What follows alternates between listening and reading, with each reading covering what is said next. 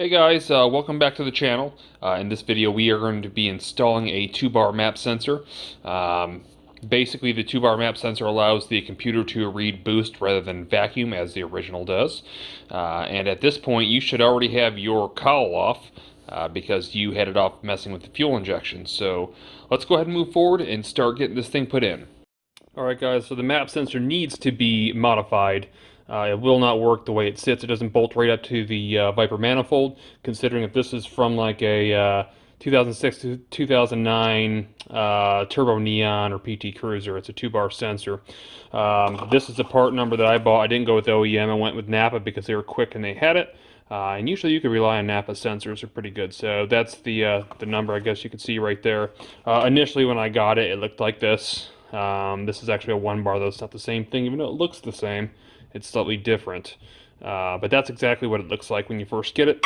Then you have to buy an adapter to get that 3/16 barb coming out of it. So here is the adapter I bought at Lowe's.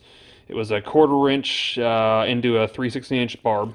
The 1/4 inch side was this here. You can see I had to go ahead and cut that off. And I left a nub at the bottom of it. And what I did was I stuck the barb inside the drill right here, the drill press, and let it spin. Kind of used it like a lathe, then used my angle grinder and basically put it up to it and grinded it down until it was perfectly smooth while it was spinning, and it was able to fit in that hole there. And then I went ahead and used I don't know if you can see this or not, I went ahead and used a soldering iron to melt the plastic down to fill in the voids to make sure there was no leaks. So it's pretty solid, doesn't move now. But that's basically what I did to modify it. So let's go ahead and get this thing installed. Alright, in this part we're going to be removing and replacing the mass air pressure sensor with a new style one. And I have actually made a bracket 3D printed to mount, since it's a little bit different, and we'll have to switch around some wiring. So let's go ahead and start by taking out the 2 Torx screws here in the front. Alright, now that both of those bolts are removed and the plug is taken off, we can slide this carefully off. You'll see that there is a 90-degree elbow here that we are going to reuse. In regards to the, you'll see the printed bracket that I made, I just used M3 screws and 2 nuts. You can use whatever you have. I'll post a link for the bracket itself, but we're basically going to be reusing the 90-degree connector here like this. And then this essentially is going to be sliding on where the old one was, as you can kind of see. So we're going to go ahead and bolt that on, and then we're going to do some wiring.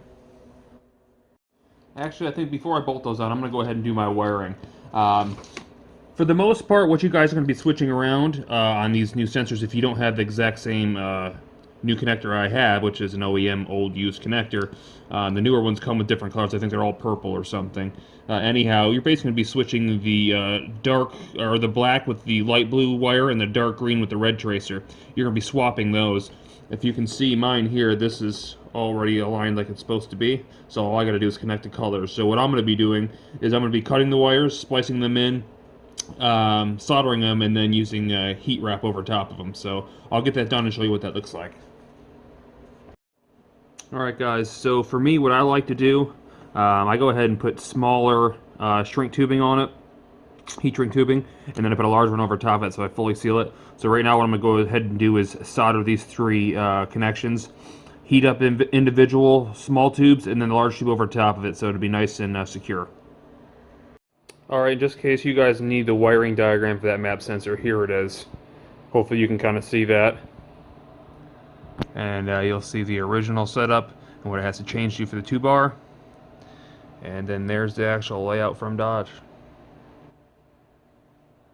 Alright guys, so there it is, finished wired up. Did all the heat shrink and then wrapped it up with some wire wrap.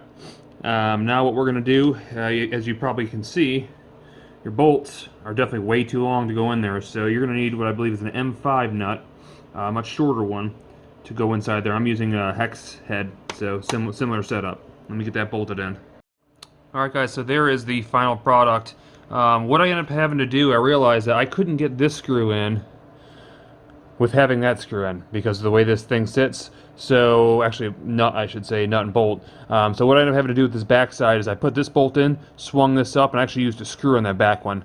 It's the only way I can get to it because you can't get the nut down inside there afterwards. It's just too tight of a fit. But man, it looks like it came like that. It turned out really nice. So that's the map sensor. Let's move on to the next point.